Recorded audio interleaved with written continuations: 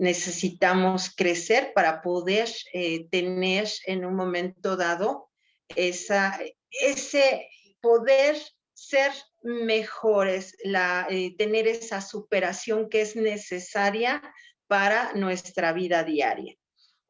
Agradecemos la presencia de nuestro querido amigo Pablo Javier Villaseñor Obscura, ¿sí? Que ya ha estado con nosotros dos charlas previas. La primera, la del búsqueda del yo perdido, en donde, a ver si no me pone tache, en donde concluimos que es necesario que nosotros nos conozcamos más y que también es necesario que los demás nos conozcan más, que tenemos que ampliar esa parte del autoconocimiento y obviamente esa parte de que los demás nos conozcan más a nosotros. Luego tenemos la construcción del significado, pues que el significado simplemente es amor. Esa es la realidad, que cualquier cosa que nosotros hagamos en nuestras 8 esferas, porque no nada más es la jurídica, la profesional, que lo he hablado con algunos de nuestros alumnos, ¿sí? No es nada más la profesional, sino que también nosotros tenemos 8 campos que nosotros tenemos que abarcar y que nosotros tenemos que luchar por tratar de superarnos a nosotros mismos cada día, ¿sí? Y por último, en esta ocasión vamos a hablar del transformar la actitud y sin más preámbulo, le dejo el uso de la palabra a nuestro querido amigo Pablo Javier. Por favor, bienvenido, maestro. Muchas gracias, maestra Amada. Es siempre un placer acompañarlos. Me siento profundamente conmovido y agradecido por la oportunidad de estar por tercera semana aquí con ustedes. Y bueno, pues siempre tratando de guardar el tiempo necesario para poder administrar la presentación, siempre trato de ir como al granito y vamos de entrada al tema. Y la maestra dio una extraordinaria introducción sobre lo que fueron estas 2 primeras sesiones en las que conectamos con áreas fundamentales en el desarrollo personal y más en este tiempo de pandemia, como bien hicieron la tarea de nombrar a este círculo de conferencias. En esta ocasión tenemos la oportunidad de trabajar con un tema al cual titulé Transformar la actitud, y como subtítulo le puse El poder de la autorregulación. Resulta que parece increíble que los seres humanos podamos incidir y decidir o elegir la actitud con la que afrontamos la vida y con la que afrontamos el principio de realidad, pero así es. No parece un milagro, sino más bien es una cuestión que está al alcance de la mano de cualquiera de nosotros si aprendemos a autogestionar 3 grandes esferas dentro de nuestro sistema interno o dentro de nuestro escenario interno de conciencia, como me gusta llamarlo.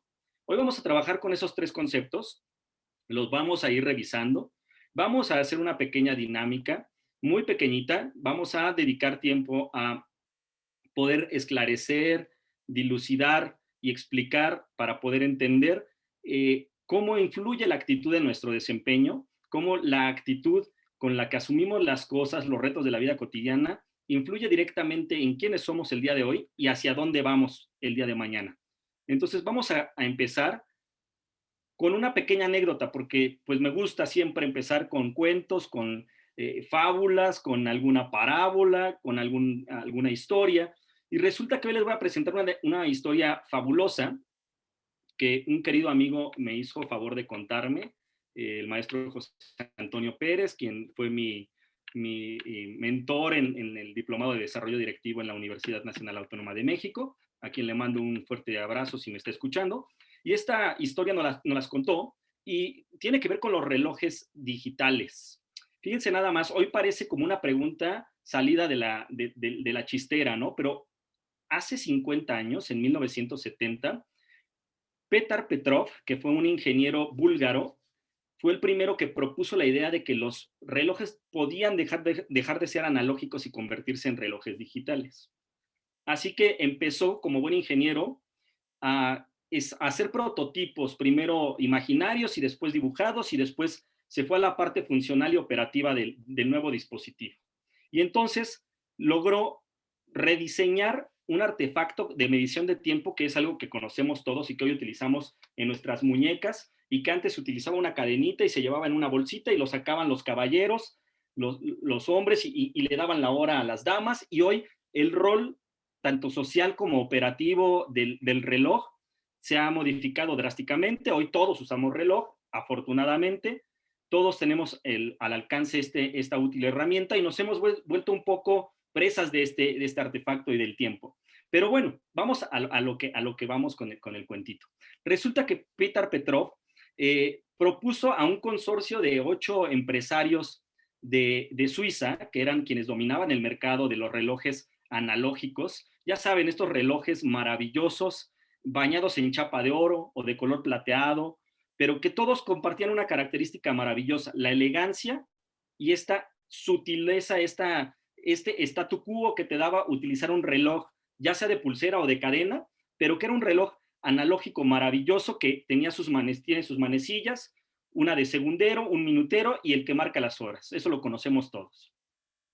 Entonces Peter Petrov se dio a la tarea de reunirse con este consorcio de 8 empresarios suizos a los que les presentó el proyecto de transformar el concepto de reloj. Les presentó una propuesta similar a esta que pueden ver en pantallita, y esta propuesta fue una propuesta rechazada de forma unánime por este consorcio.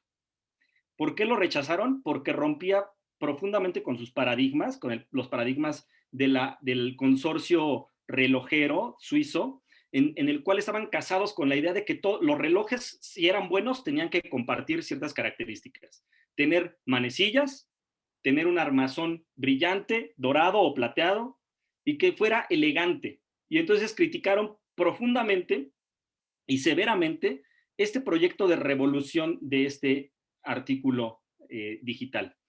Hicieron una crítica no constructiva, sino destructiva al prototipo de Peter Petrov, lo rechazaron y Peter Petrov se fue de ese consorcio con la cabeza abajo, pero no se iba a dar por vencido. Así que buscó un nuevo mercado en el cual proponer esta novedosa idea, y entonces se reunió con el consorcio oriental, con los chinos, con los japoneses, y por allí del año 1972 le aprobaron el proyecto. Una empresa todavía desconocida llamada Sony empezó a fabricar estos relojes digitales en los que en lugar de manecillas aparecían algunos dígitos en la pantalla y se podía visualizar cómo parpadeaba un segundero y podían ir cambiando los minutos y después las horas. Y este prototipo transformó el orden del mercado de los relojes, comercialmente hablando. Antes de 1970, los consorcios suizos ocupaban el 90% de las ventas de relojes en el mundo. En el mundo.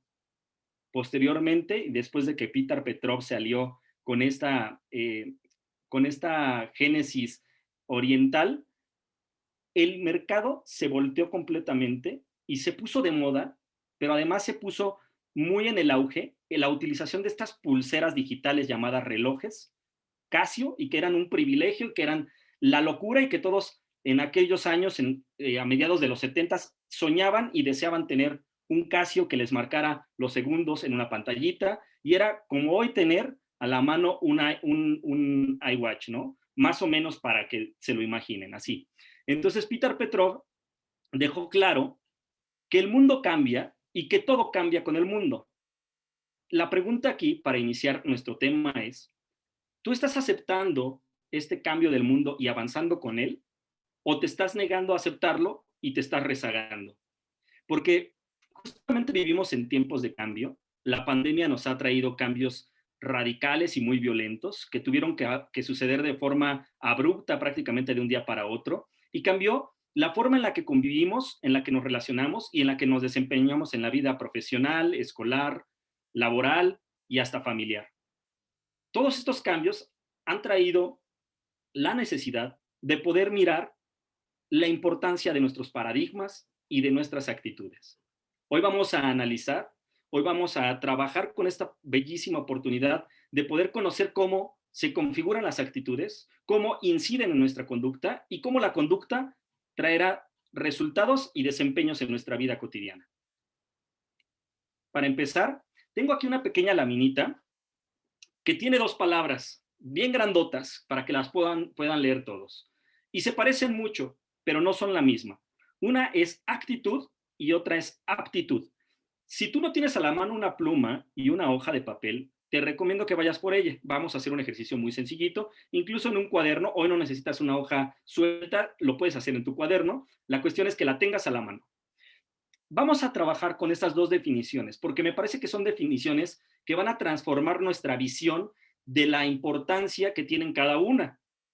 Voy a empezar primero con aptitud, con P. La palabra aptitud es un conjunto de elementos que la forman, entre ellas el conocimiento, las capacidades, las habilidades y las experiencias adquiridas. A todo esto, en capital humano o en recursos humanos o en las áreas de recursos humanos de las empresas, de las organizaciones, les llamamos ventajas competitivas. Ya vamos a ver más adelante que hay otras ventajas competitivas que, según yo, son más importantes que la aptitud, que es la suma de estas cuatro cosas: conocimiento, capacidades, habilidades y experiencias. Conocimiento sabemos todos cómo se obtienen. Se obtienen a través del estudio, del pensamiento lógico, del pensamiento abstracto. Las capacidades se desarrollan a través de la aplicación de estos conocimientos. Las habilidades se refieren a cuestiones meramente más de movimiento, de técnica. Y la experiencia es el conjunto de la aplicación de estas tres en un proceso repetitivo durante una tarea. Pero bueno, una vez que entendimos qué es aptitud, valdría la pena conceptualizar la palabra actitud, que es de lo que estamos hablando hoy, de transformar la actitud. Y la actitud resulta que es una predisposición, fíjense nada más, una predisposición determinada para responder a algo o a alguien. Excelente definición, es una excelente definición. ¿Qué quiere decir? Que está predeterminada, predispuesta, que ya está dentro de nosotros esa actitud. Y lo interesante es cómo se forma esa actitud, cómo se configura. Lo vamos a analizar más adelante. Pero ahora vamos a hacer un ejercicio con esta diferenciación entre actitud y aptitud. Bien, decimos en el mundo de las organizaciones que la aptitud se puede capacitar. Puedes capacitar para que se desarrollen conocimientos, capacidades, habilidades y experiencias. La actitud no se puede capacitar. Es algo interno, es algo endógeno y que solamente depende de nuestra autorregulación. Y miren la importancia de la actitud. Aquí tengo una fórmula. No son matemáticas, no se asusten. Muchos estudiamos psicología o derecho para huir de las matemáticas y les juro que este ejercicio no va a ser complejo. No vamos a aplicar las reglas aritméticas básicas. Hoy vamos a sumar todo y después vamos a multiplicar. En las reglas básicas primero multiplicas y luego sumas. Ese es el orden jerárquico aritmético o más bien jerárquico para aplicar operaciones matemáticas, pero hoy lo vamos a hacer distinto. Fíjense nada más, tenemos CO, que significa conocimientos, CA, que significa capacidades, tenemos H, que significa habilidades, y tenemos la E, que significa experiencia adquirida. Estos cuatro elementos van a sumarse, y en tu hojita la vas a plasmar así. Cópiala así en grandote o en chiquito, donde te quepa, porque así la vas a tener en tu hojita. Una vez que tengas copiada esta fórmula, vamos a trabajar con un ejercicio. Fíjate nada más. Vamos a hacer lo siguiente. Vamos a suponer que hoy la maestra Amada o cualquiera de tus académicos de la facultad, tus papás, tus maestros, tus mentores, alguien en la vida te pide que hagas un trabajo, una tarea, un proyecto, cualquier cosa que te imagines y que hoy traigas atorada y que digas, rayos, no me sale. No puedo con esta tarea. Imagínate la elaboración de tu tesis, ¿vale? Ok, bien. Vamos a trabajar con este concepto. Fíjate nada más. Del 1 al 10. Del 1 al 10. Y me encantan los números. Se nota que también soy contador, ¿verdad? Siempre mis ejercicios conllevan números. Fíjense nada más. Del 1 al 10, siendo 1 el valor más bajo y el 10 el más elevado, del 1 al 10, ¿qué tantos conocimientos tienes para afrontar esa tarea que te vino a la mente cuando te expliqué este ejercicio? Del 1 al 10. Como yo ya pensé en mi tarea, yo aquí voy a poner 9. Yo puse 9. Ahora bien, a eso le vamos a sumar mis capacidades para afrontar esa misma tarea, no otra, esa misma, la que ya elegimos, la tesis, este trabajo final para el semestre, ahorita están empezando uno nuevo, a lo mejor adaptarte a una tecnología de información, a lo mejor adaptarte a un nuevo trabajo, no lo sé, no lo sé. Cualquier tarea, cualquier reto, cualquier proyecto que hayas elegido. ¿Cuántas capacidades del 1 al 10 consideras tener para afrontar esa tarea o ese reto? Del 1 al 10. Elige el número y ponlo allí. Yo le voy a poner otro 9, otro 9. Yo elegí una, no les voy a platicar cuál es, pero ahí está, esa es la mía. Ahora bien, vamos con las habilidades. Habilidades del 1 al 10, siendo 10 el más elevado y 1 el más bajo o 0, ¿cuántas habilidades tienes técnicamente para poder desarrollar esa tarea? Yo voy a poner un 8, así está. Y así va sumando, fíjense, 9 más 8, ¿ok? Y vamos por la última, experiencia, que en ocasiones es la que menor valor puede tener, porque quizá es una tarea nueva, quizá es algo que nos encomendaron y que nunca habíamos hecho. Por ejemplo, se me ocurre, a la maestra Amada le pudieron haber encargado un nuevo desempeño, un nuevo rol dentro de la facultad, y en ocasiones dices, rayos, ¿cómo le voy a hacer? No tengo la experiencia, pero la experiencia también incluye las vivencias similares. No exactamente el mismo puesto, la misma tarea, pero ya hiciste algo similar. ¿Cuánto del 1 al 10 en experiencia consideras tener para desempeñar ese proyecto, esa tarea, desempeñarte en ese puesto, realizar este nuevo ordenamiento de alguien más? Vamos a ponerle, a ver. Yo le voy a poner 8, ¿sale? Es un ejemplo, es un ejemplo. Yo le puse 8. Vamos a hacer la operación, vamos a sumarla, 9 más 9 más 8 más 8. En tu caso, suma tus numeritos y ponlo abajo. Yo voy a poner abajo que me dio 34, chicos. Así. 17 más 17 son 34, ¿correcto? Entonces, a mí me dio 34. ¿Bien? Entonces tengo la suma de conocimientos, de capacidades, de habilidades y experiencias para hacer esta tarea es 34 de 40, porque era el máximo valor que podíamos tener, 40. 34 de 40. Pero fíjense nada más, nos falta un último factor dentro de esta operación. La AC, que significa la actitud. ¿Qué tan buena es tu actitud para afrontar del 1 al 10 esa tarea? ¿Qué tan buena es tu actitud para afrontar, para hacerle frente a esta tarea del 1 al 10? Adaptarte a tus clases en Zoom, adaptarte a las nuevas tareas que dejan los profesores, adaptarte al nuevo rol que juegas dentro de la familia ahora que estás ahí todo el tiempo, adaptarte a la nueva forma de convivir socialmente, la tarea que se te ocurra, ¿sale? Bien, si ya elegiste la tarea, ¿cuál sería la actitud? Y la vamos a multiplicar. Yo la voy a multiplicar por 8, ¿sale? Háganlo en su casa, háganlo en su casa, háganlo en su espacio y obtendrán un resultado. Yo lo voy a hacer y 8 por 4, 32.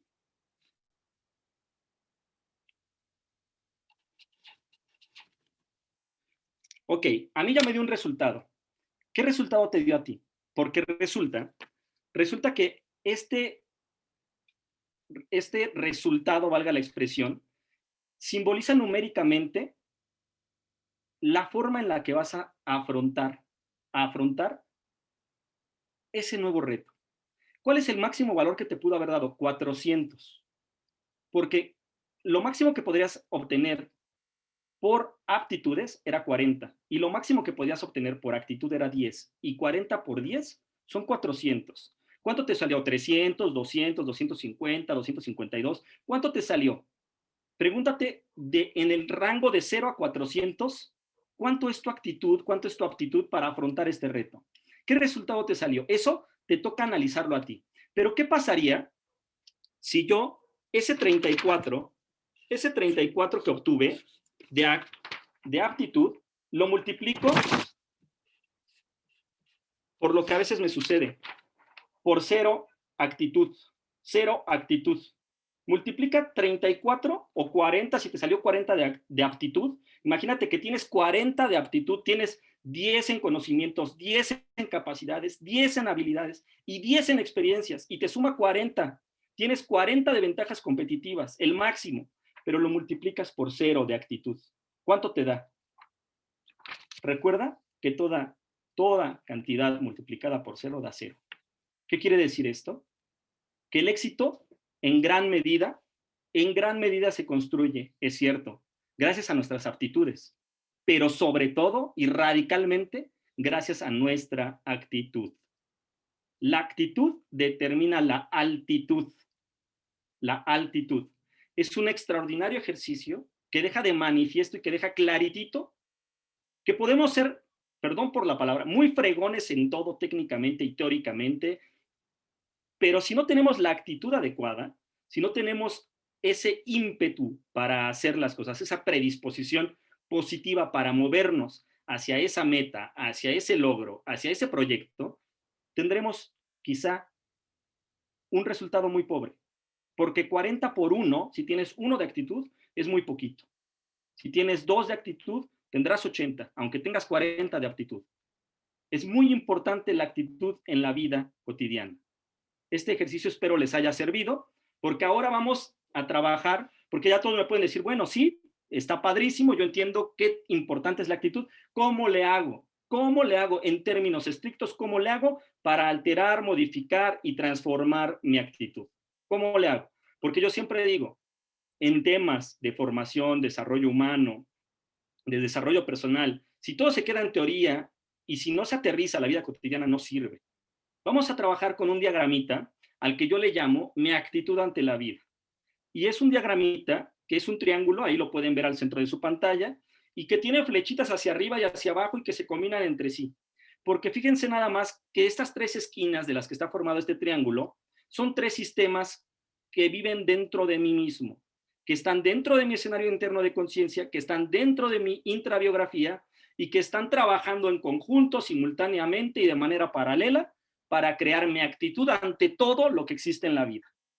Pero ¿qué es ese todo que existe en la vida? Vamos a trabajar con la idea de la puntualidad. Como pueden darse cuenta aquí a mano derecha en su pantalla, tengo un monito que está allí señalando el reloj y que tiene una predisposición importantísima a valorar como positiva la puntualidad, cosa que a mí también me sucede.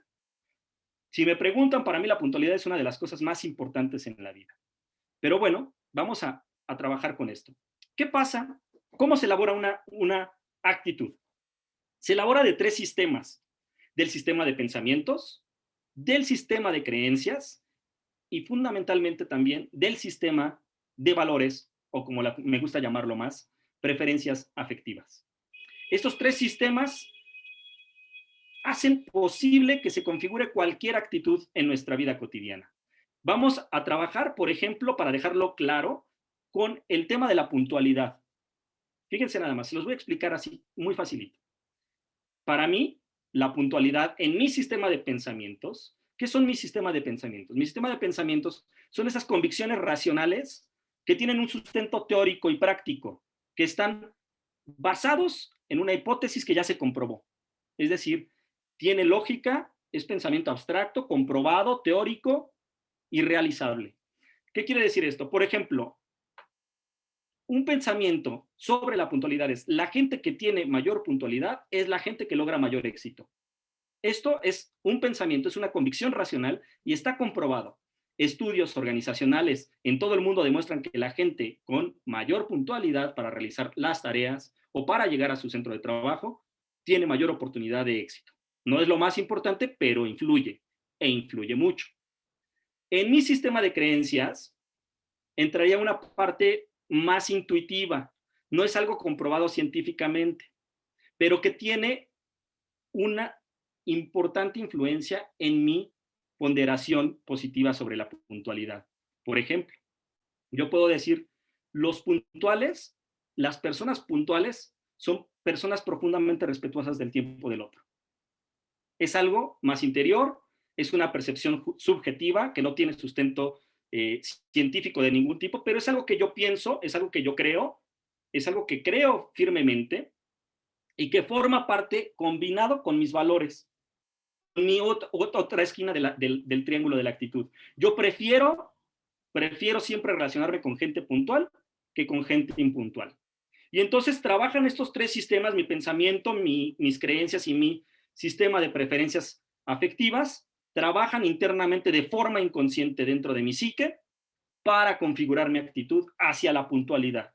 Y entonces cuando llega alguien al trabajo, a mi casa, a una reunión, y llega temprano, de inmediato se me dibuja una sonrisa en la cara, porque me agrada la gente puntual, porque para mí es muy importante la puntualidad, porque quien pondera la puntualidad importante en su vida, entonces tiene simetría con mi forma de pensar, sentir y de actuar.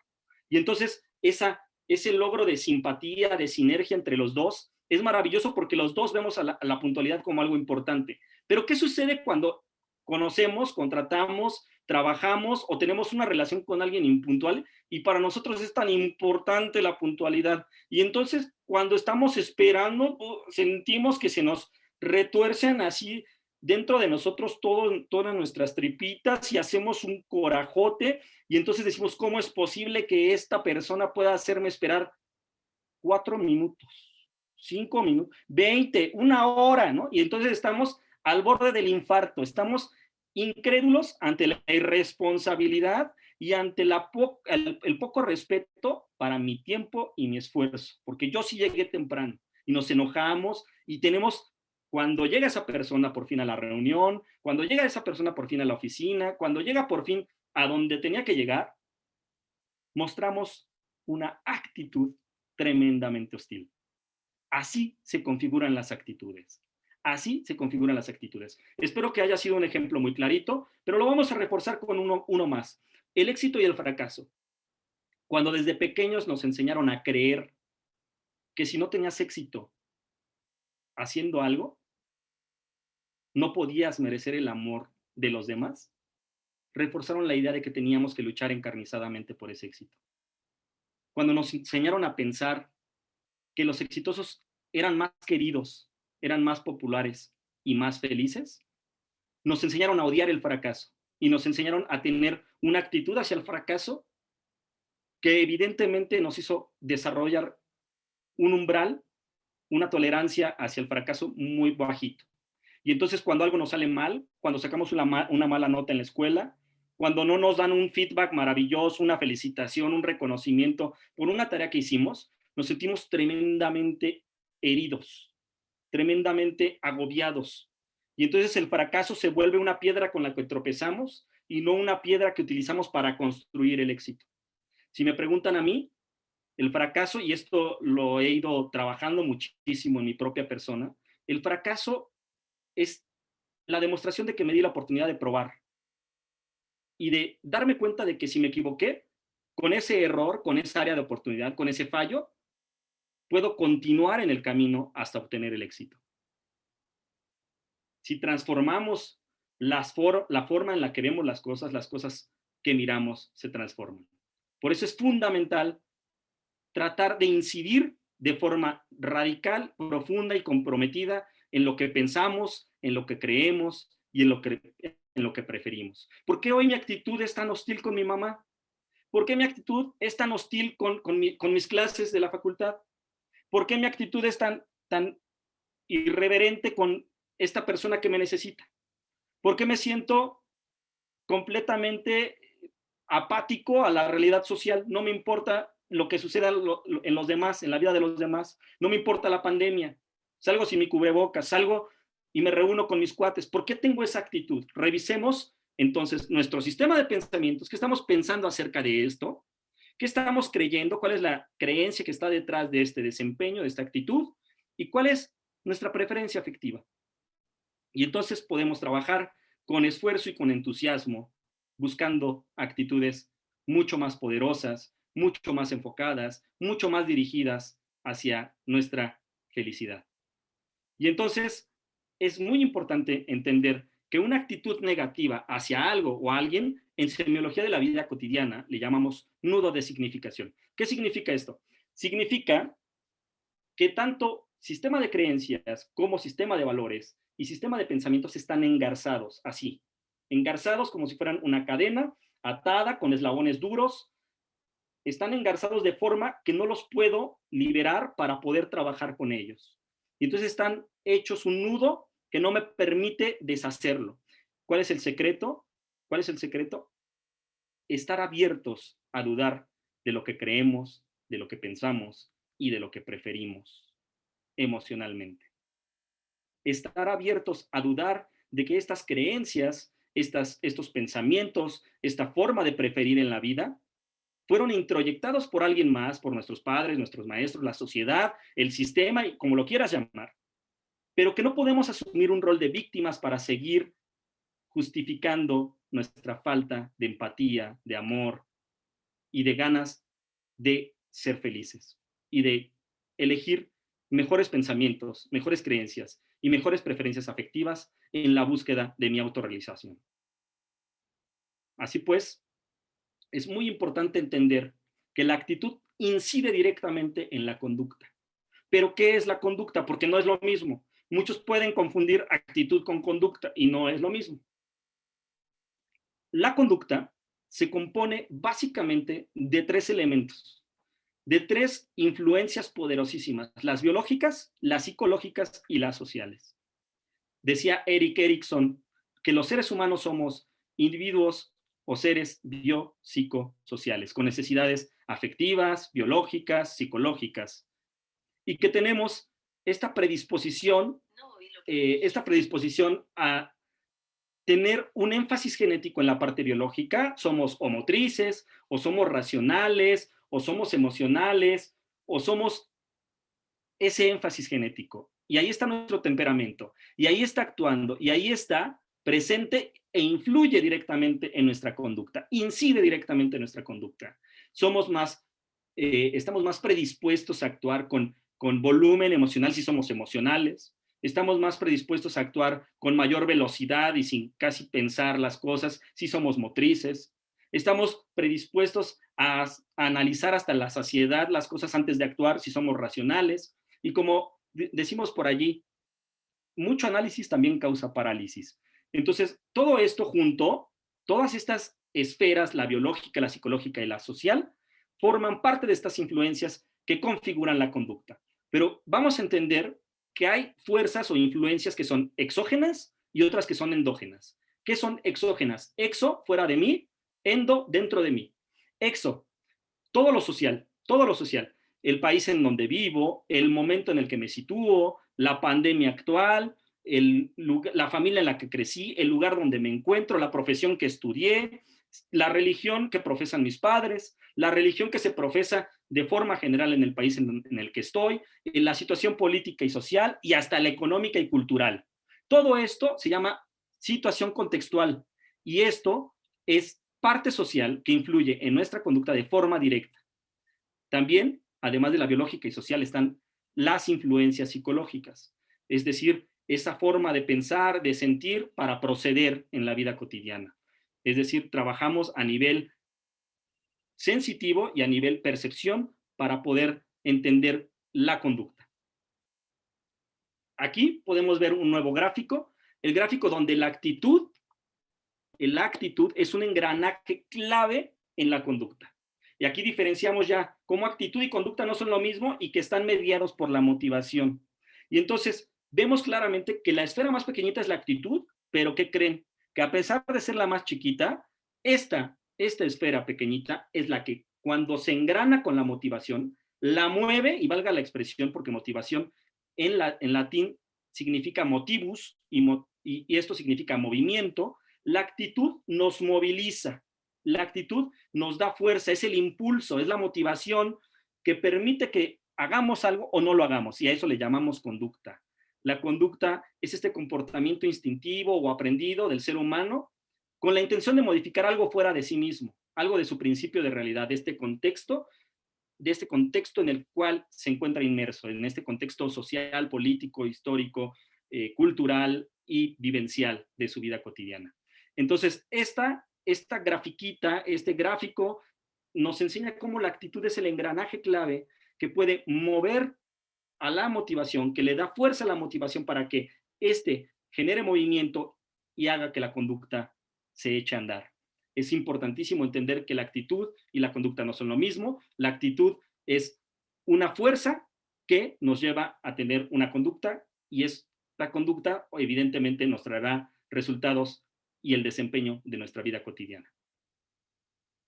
Bien, valdría la pena entender que no todo es modificar nuestra actitud, porque fuera de nosotros,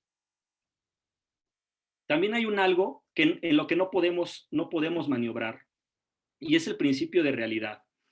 Es cierto que tenemos el control dentro de nosotros mismos, que podemos incidir en nuestra forma de pensar y de creer, en nuestras preferencias afectivas y transformar nuestra actitud. Pero también tenemos que luchar con el principio de realidad. ¿Qué es el principio de realidad? En semiología de la vida cotidiana lo llamamos esa realidad a la que me enfrento y que puedo o no aceptar. Y la realidad es la que es, lo acepte o no lo acepte, me guste o no me guste. Y les voy a contar una experiencia personal. Y por eso puse aquí el logo de Zoom. Cuando empezó la pandemia, y como yo tengo la fortuna de trabajar con un staff de 30 jóvenes que forman parte de la asociación civil Luminis Natanael AC, que tengo el privilegio de trabajar con ellos desde hace muchos años. La fundamos con la intención de cambiar al mundo, de cambiar mentes, de transformar actitudes, y que en algún momento nos enfrentamos con esta tarea nosotros mismos. Cuando empezó la pandemia, nosotros realizábamos antes de la pandemia reuniones presenciales todos los domingos, desde todo el tiempo. Todo el tiempo, los domingos de 10 de la mañana a 3 de la tarde, nos reuníamos todos los domingos para trabajar en la planeación, organización, dirección, control y ensayo de las actividades para nuestros eventos. ¿Cuáles eran nuestros eventos? Nuestras jornadas de concientización. No son retiros espirituales, son jornadas a través de las cuales tratamos de compartir mucho de lo que les he estado presentando en estas 3 sesiones a jóvenes, pero de una forma distinta, de una forma radicalmente distinta, que solamente puedes vivir yendo a esa jornada.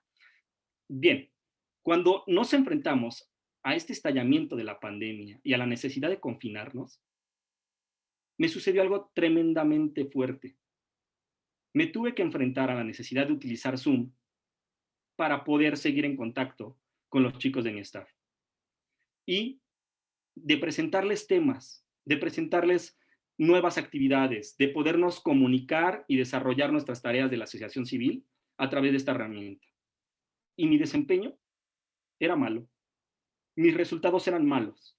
Porque desde que prendía la computadora, yo estaba negado a conectarme. Porque me sentía completamente despersonalizado, porque sentía que no había contacto, porque sentía que no estaba llegando a ellos, porque sentía que no podía contagiarlos, porque sentía que no podía compartirles de verdad, como lo hacía cada domingo, dándoles un abrazo, enseñando que el amor es algo que se vive y no algo que solamente se comunica. Y me dolió mucho, y pasé por momentos muy complejos, como seguramente muchos de sus profesores y muchos de ustedes detrás de la pantalla. Y entonces el Zoom me dio un aprendizaje maravilloso, porque fíjense nada más, qué bella imagen de nuestra máxima casa de estudios. Alumnos sentados en su pupitre, interactuando entre sí, poniendo atención, mirando a su profesor, percibiendo, sintiendo y aprendiendo en el proceso. Y hoy esa realidad la desearíamos todos. Hoy es algo que añoramos, que se vuelve un anhelo y que se vuelve algo que perseguimos como una utopía. Y ¿saben qué? Lo vamos a volver a lograr. En algún momento lo vamos a volver a lograr. Pero ahora tenemos que aceptar el principio de realidad. Y hoy nos toca trabajar con Zoom. Y hoy nos toca trabajar con herramientas de tecnologías de la información. Y hoy nos toca reinventarnos y vencer nuestros paradigmas. Y he visto profesores llorar para poder preparar sus clases y llevarles algo a sus pantallas. Es una labor titánica, fundamental. Gracias, maestros, por todo el esfuerzo que hacen. Y gracias, chicos, por valorar el esfuerzo de sus docentes. En este sentido, les quiero compartir algo que me hace mucho sentido. Siempre he dicho que hay personas que van por la vida buscando motivos para sentirse ofendidos o molestos. Y estos que buscan motivos para sentirse ofendidos o molestos en la vida, rara vez fracasan. Si tú estás buscando motivos para ofenderte, sentirte molesto o decepcionado, créeme, los vas a encontrar.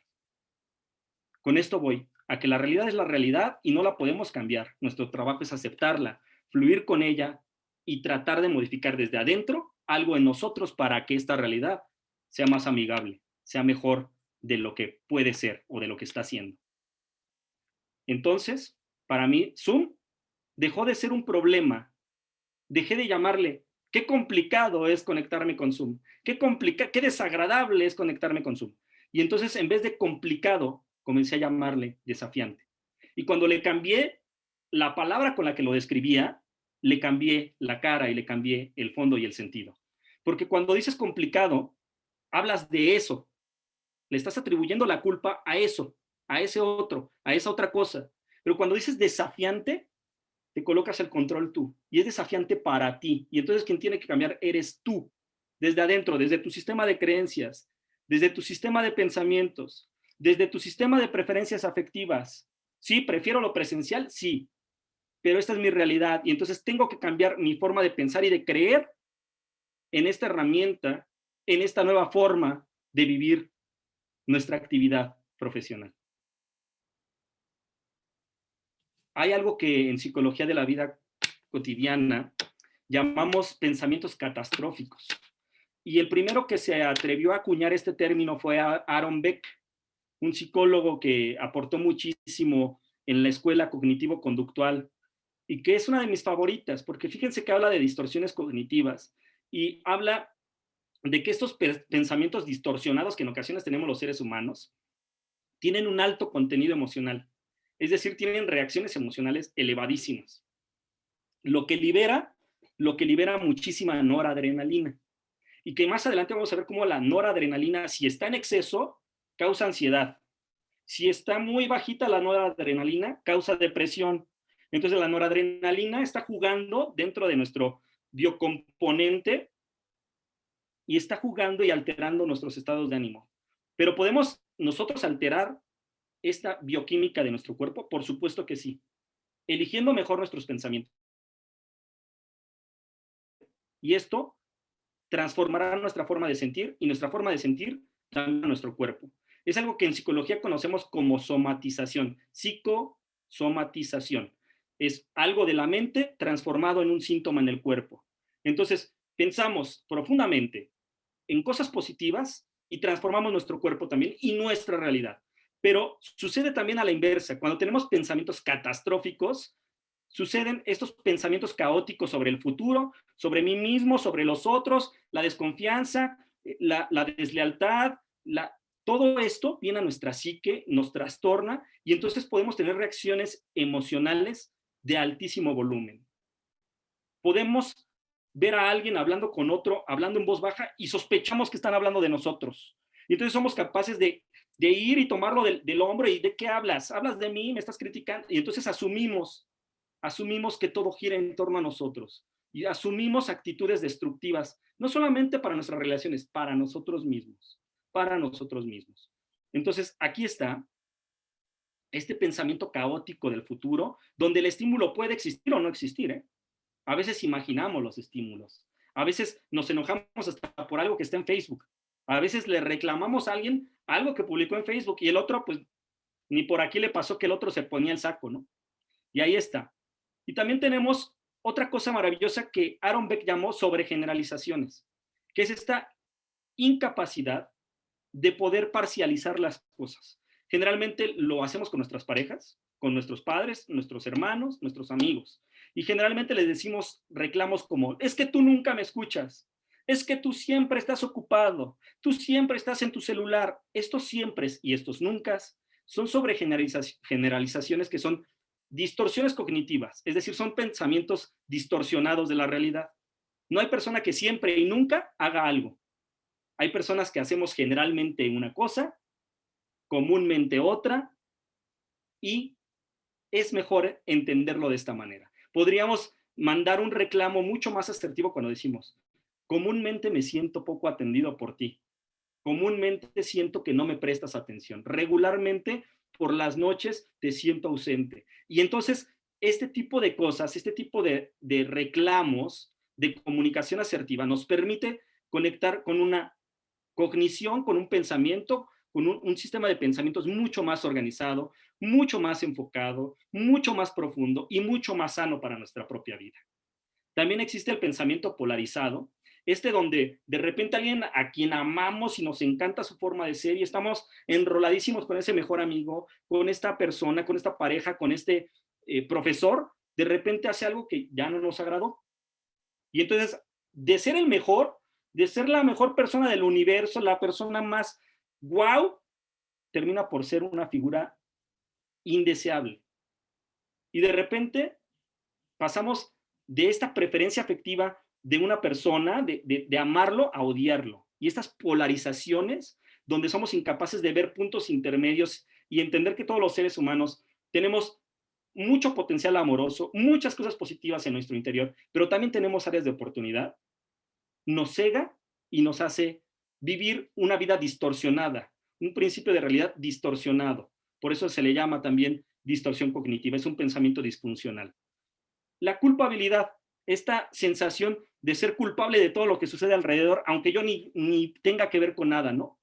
En ocasiones vemos llorar a nuestros padres, a un hermano, a un amigo, y entonces de inmediato viene esta distorsión cognitiva de si yo hubiera hecho algo, si yo lo hubiera apoyado, si yo lo hubiera escrito, y es que tenemos que aprender que hay cosas que están dentro de nuestro control y fuera de nuestro control.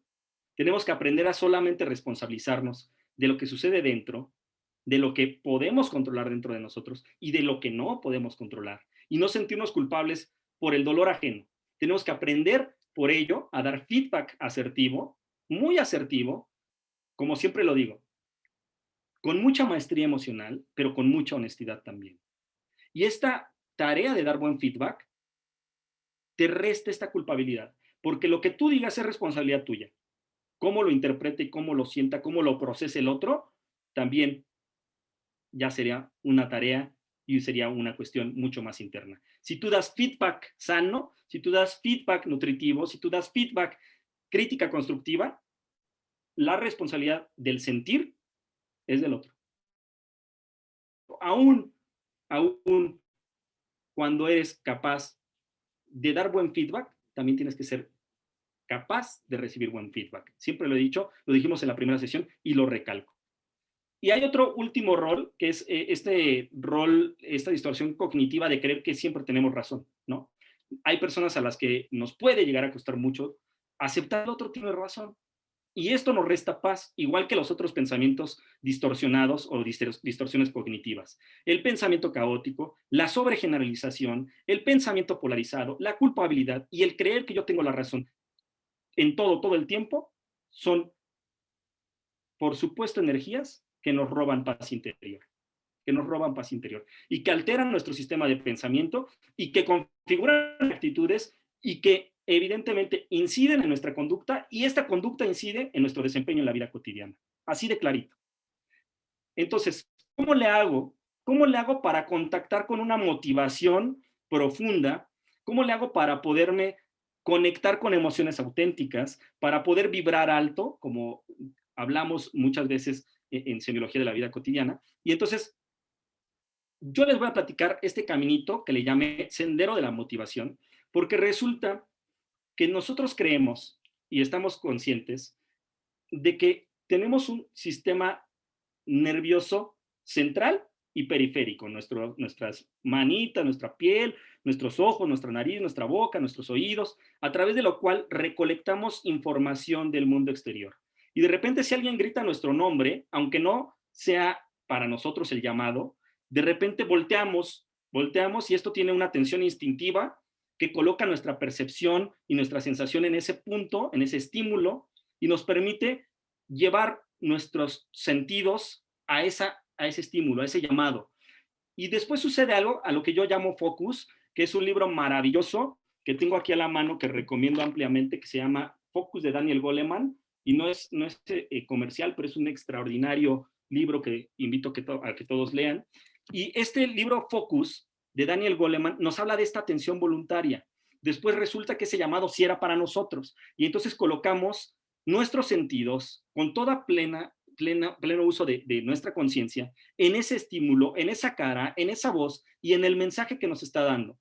Y entonces, ese mensaje que estamos recibiendo de ese otro tiene un significado, y ese significado se construye a través de nuestra memoria, es decir, de contactar con nuestras vivencias pasadas, de nuestro pensamiento, es decir, de este sistema donde se construyen la lógica, el pensamiento, la reflexión, la crítica, y le damos lenguaje, lo interpretamos con nuestras propias palabras. Y esto es posible gracias a nuestra conciencia reflexiva, que es con la que analizamos el principio de realidad, es decir, el estímulo que nos están dando, y con la conciencia autorreflexiva, que es con la que analizamos nuestro yo interno. Todo esto, este sendero donde estas funciones innatas, el focus y las funciones de significado o complejas, nos llevan a un último paso del sendero de la motivación, que son las funciones cognitivas superiores, donde sucede el aprendizaje, la creatividad y, por supuesto, la motivación. La motivación como esa fuerza que lo impulsa todo, como esa fuerza que lo impulsa todo. Cuando le damos significado a las cosas, le damos fuerza a nuestra motivación, positiva o negativa, porque no toda motivación es positiva, ojo. Por ejemplo, podemos recordar qué movió a Hitler a hacer lo que hizo. ¿Tenía una motivación tremenda? Sí, la tenía, pero su motivación se orientó hacia aspectos meramente negativos en la vida, en su vida y en el mundo. Entonces, la motivación como ese eje a través del cual podemos construir acciones en concordancia de nuestro yo interior. Y aquí repito, cuando tú cambias la forma de ver las cosas que miras cambian. Es decir, tenemos que aprender a cambiarnos los anteojos con las que miramos las cosas. Y a esto le llamamos paradigmas. Generalmente utilizamos siempre los mismos anteojos y nos los ponemos diario. Y diario vemos los acontecimientos de nuestra vida cotidiana con los mismos anteojos. Vale la pena que de repente nos los quitemos y tomemos otros anteojos que nos permitan ver las cosas de manera distinta. Y entonces cuando las vemos de forma distinta, cuando vemos ese alejamiento, ese dolor, ese fracaso, este momento de aprendizaje en pandemia, generalmente lo podemos ver con desdén, lo podemos ver con recelo, con resentimiento, y podemos hablar muchísimo de todo lo negativo que está sucediendo, pero también están sucediendo cosas positivas. Por supuesto que están sucediendo cosas positivas. Estamos construyéndonos todos los días en la búsqueda de un mejor yo, de una mejor versión de mí mismo.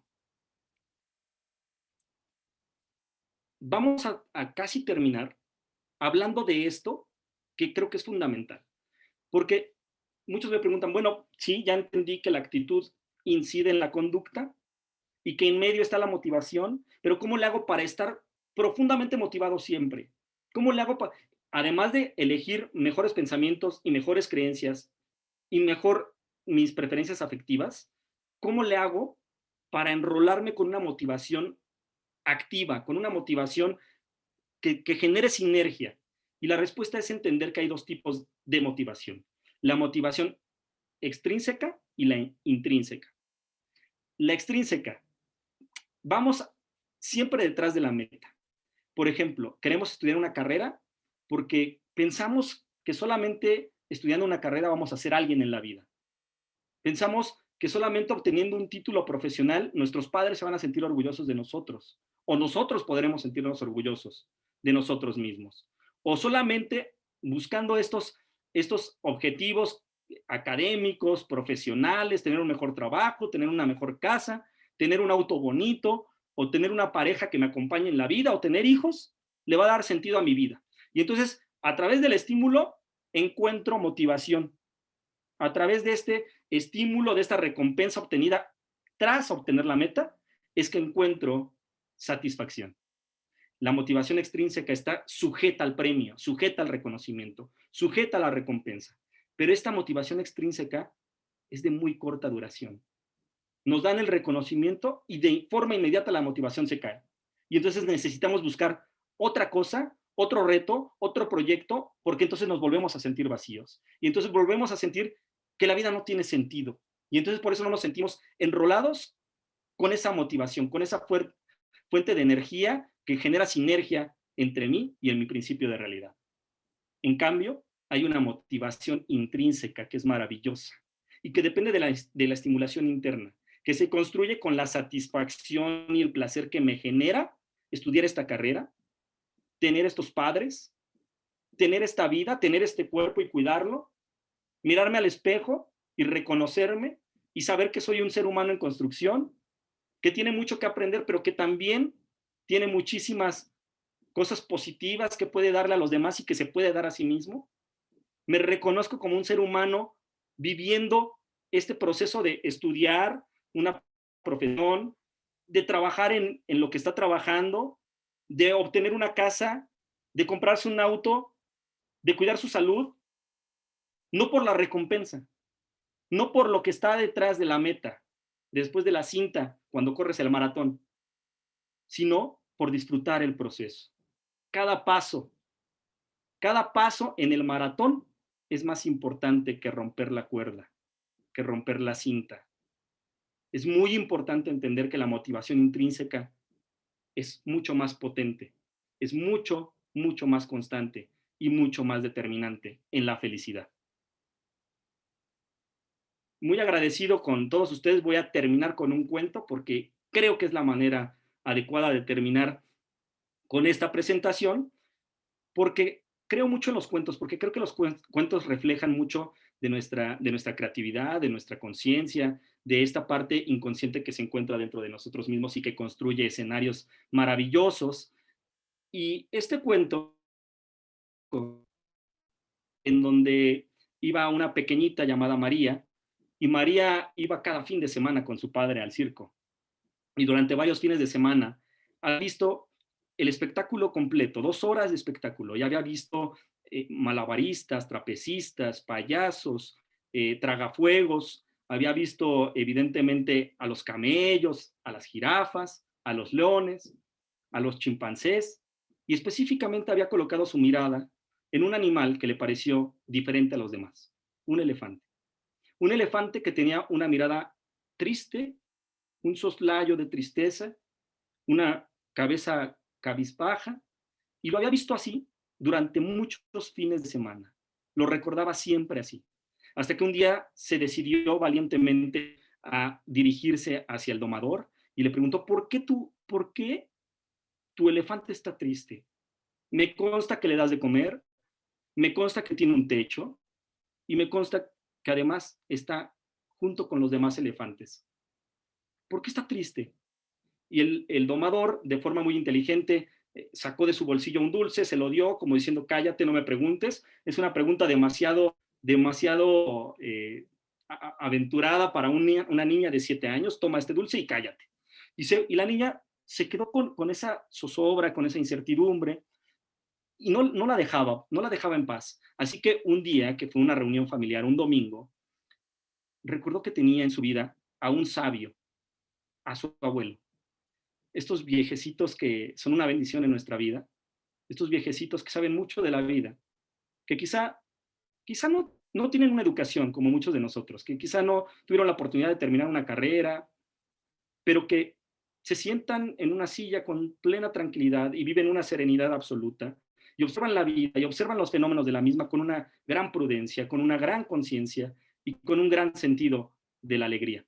Y entonces le preguntó a su abuelo: abuelo, hay un elefante en el circo que tiene una mirada muy triste, a diferencia de todos los demás animales. ¿Por qué está triste? Me consta que lo alimentan, me consta que tiene un lugar donde dormir. Y el abuelito le preguntó: ¿será que este animalito vive atado? Y la niña le respondió que sí, que siempre después del show, el elefante siempre estaba detrás de la carpa, con una estaca clavada en una cadena que lo sujetaba al pie. Y entonces el abuelito, tratando de no lastimar esa inocencia de su nieta, le explicó una cosa bellísima. El elefante no está triste porque le falta alimento o le falte familia. Está... Y esa cadena, esa estaca, seguramente lo detuvieron desde que era muy pequeño. Seguramente cuando era muy chiquito intentó zafarse de la misma. Muchas veces, muchos días, muchas noches, y fracasó. Así que fue creciendo y se acostumbró a que esa estaca y esa cadena lo iban a limitar toda la vida y dejó de intentar, aun cuando ahora, con su peso, con su tamaño, con su inteligencia, con su fuerza, podría, por supuesto, destrozar la cadena y desclavar la estaca. Así son nuestras creencias, así son nuestros pensamientos. No es culpa de quien la puso, no es culpa de nuestros padres el habernos dado creencias o pensamientos o de nosotros haberlas desarrollado cuando éramos pequeños. Pero es nuestra responsabilidad aprender que hoy somos un elefante que tiene la fuerza suficiente para desclavar esta estaca y romper la cadena y poder ser libres. El poder está en ti, el poder está en tu interior, de transformar tus pensamientos, de elegir mejor tus creencias y tus preferencias afectivas, y transformar de esta manera tu actitud, tu conducta y tu desempeño en la vida. Estoy profundamente agradecido con estas 3 sesiones que tuve la oportunidad de compartir con ustedes. Esto es un anuncio parroquial, porque aquí está el logo de esta asociación civil, en la que yo hoy muestro la cara, yo soy la cara de esta asociación civil, pero hay 20, 25 chicos más que forman parte de este movimiento, de esta empresa que hemos creado, de esta asociación civil sin fines de lucro, que intenta cada día adquirir y compartir nuevas herramientas para que la gente transforme su vida. Y si yo tuve la bendición de tocar muchas vidas en estas 3 sesiones, fue gracias a que a alguien se le ocurrió y me dio la oportunidad. Y me siento profundamente agradecido y conmovido. Me siento profundamente agradecido por poder hacer lo que amo, por poder tocar la vida de mucha gente, por poder sentir esto bonito en este momento, este orgullo de poder transmitir lo que creo, lo que pienso, y poder así transformar tu mundo, aunque sea un poquito, transformar tu mundo un poquito. Y entonces se cumple nuestra máxima, porque para cambiar al mundo tú y yo somos suficientes. Gracias por escucharme, gracias por estar aquí, gracias por permitirme entrar a tu vida, por permitirme estar en tu monitor y por permitirme la maravillosa aventura de ser parte de tu vida. Muchas gracias, Pablo. Realmente creo que logramos el objetivo. Tenemos mucho que trabajar, chicos, maestros, queridos, tenemos muchísimo que trabajar juntos. Efectivamente, estamos frente a un reto, quizá el más grande que hemos tenido nosotros como adultos, y ustedes, chicos, pues seguramente que van a tener todavía mayores retos. Yo concluiría diciéndoles que necesitamos conocernos más a nosotros mismos y a los demás, que tenemos que aprender a amarnos como somos, a respetarnos, a valorarnos, a retarnos a nosotros mismos, a buscar nuestras áreas de oportunidad para seguir creciendo, a vivir plenamente la vida y a gozar la vida cada día, un día a la vez. Muchísimas gracias a todos por su atención. Y Pablo, quisiéramos volverte a invitar porque creo que tenemos mucho que trabajar. Muchísimas gracias. Es un placer, estoy dentro. Muchas gracias.